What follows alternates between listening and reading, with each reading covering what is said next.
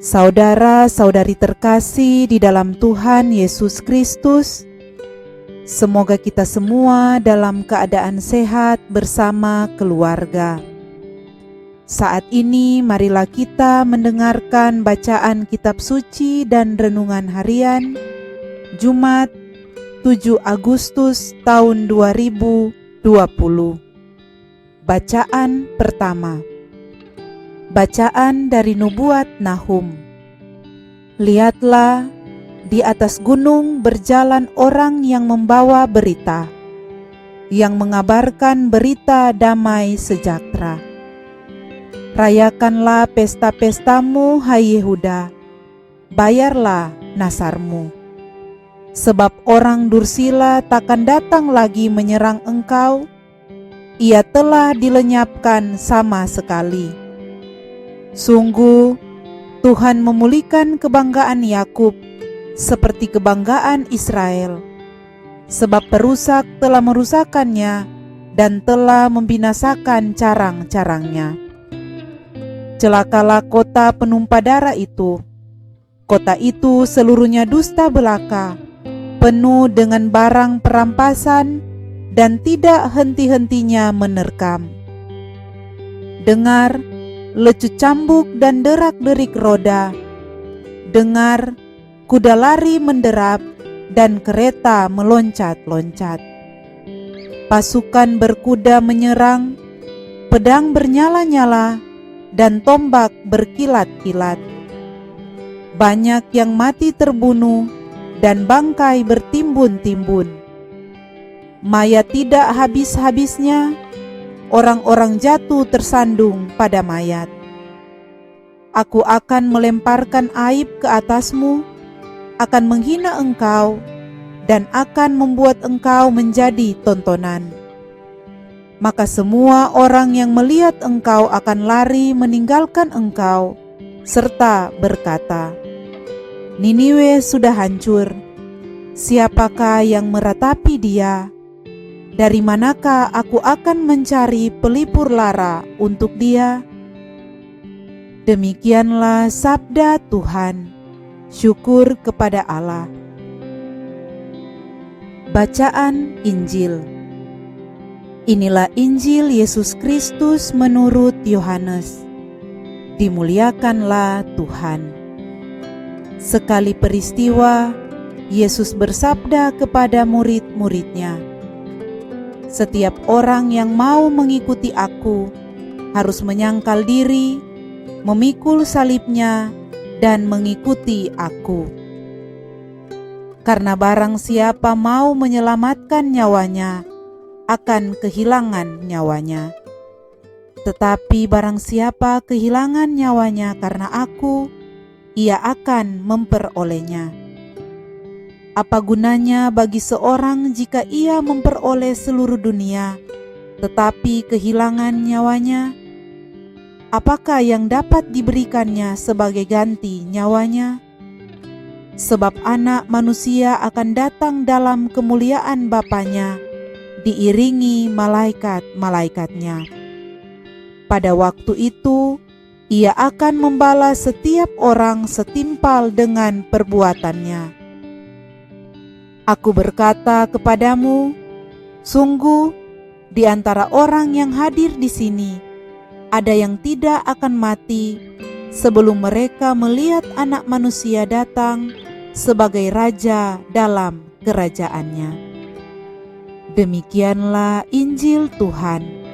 Terpujilah Kristus. Saudara-saudari terkasih, renungan kita di saat ini diberi judul 3 syarat menjadi murid Yesus. Setiap orang yang mau mengikuti aku, ia harus menyangkal dirinya, memikul salibnya, dan mengikuti aku. Ada 3 syarat atau perkara yang harus kita lakukan supaya kita layak disebut sebagai murid Kristus. Syarat yang pertama adalah menyangkal diri.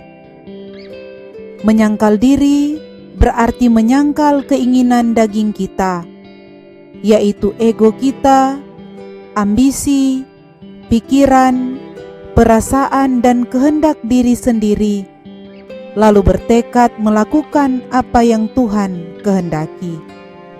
Dalam Injil Yohanes dikatakan, barang siapa mengatakan bahwa ia ada di dalam Dia, ia wajib hidup sama seperti Kristus telah hidup. Saat kita berkomitmen untuk menjadi murid Kristus, kita sedang belajar untuk berpikir, berperasaan, dan berkehendak seperti Tuhan Yesus. Namun banyak di antara kita yang mengaku menjadi murid Kristus, namun sulit sekali menyangkal diri.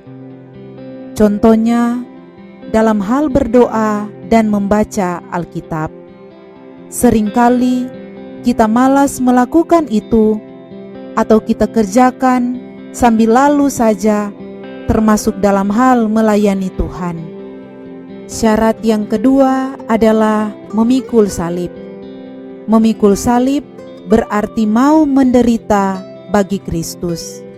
Berbicara tentang menderita atau penderitaan, dalam dunia saat ini kita dihadapkan pada suatu dilema. Di satu pihak, dalam dunia modern saat ini, segala sesuatu dipermudah dengan makanan instan, alat-alat yang menghemat waktu, serta mesin yang mempermudah pekerjaan kita. Dunia menawarkan kita untuk tidak harus menderita.